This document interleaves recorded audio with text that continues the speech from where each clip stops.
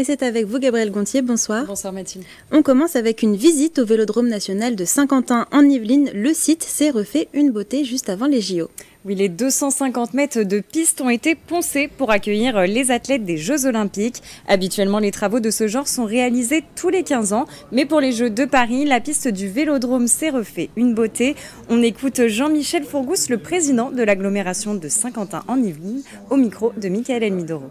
C'est un élément supplémentaire qui n'était pas prévu. On sait qu'il va y avoir 4 milliards de vues quasiment sur ce type d'équipement. Donc il faut que ce soit le plus beau possible. Et c'est vrai que là, bien sûr, cette rénovation donne un peu plus de beauté. Il faut que tout soit beau ce jour-là. Et l'agglomération a participé à cette rénovation à hauteur de 150 000 €. HEC Paris lance un appel à candidature pour son programme Stand-Up. Oui, lancé en 2018 par l'école, ce programme entièrement gratuit est dédié aux femmes qui souhaitent se lancer dans l'entrepreneuriat. Il s'articule en 3 modules qui durent 9 semaines. À la clé, une certification HEC Stand-Up. Depuis 2018, 880 femmes ont déjà reçu leur certification.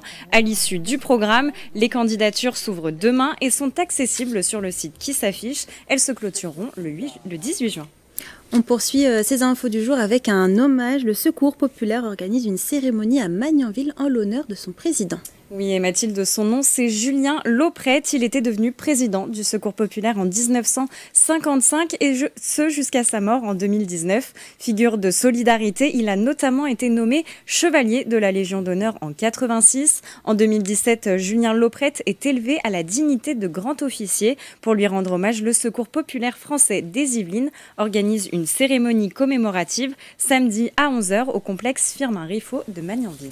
Et un autre rendez-vous a lieu ce week-end. Gabriel, des motards se mobilisent au profit de la Ligue contre le cancer. Oui, comme chaque dernier week-end du mois d'avril, les motards de l'opération Une rose, un espoir sillonneront les routes de France, les bras chargés de roses. Le but, collecter des fonds pour la lutte contre le cancer, une tradition qui dure depuis 26 ans. Pour cette nouvelle édition, une vingtaine de départements ont été sélectionnés, parmi eux les Yvelines. L'année dernière, près de 14 000 motards ont participé à l'opération, récoltant au total près de 2,2 millions d'euros.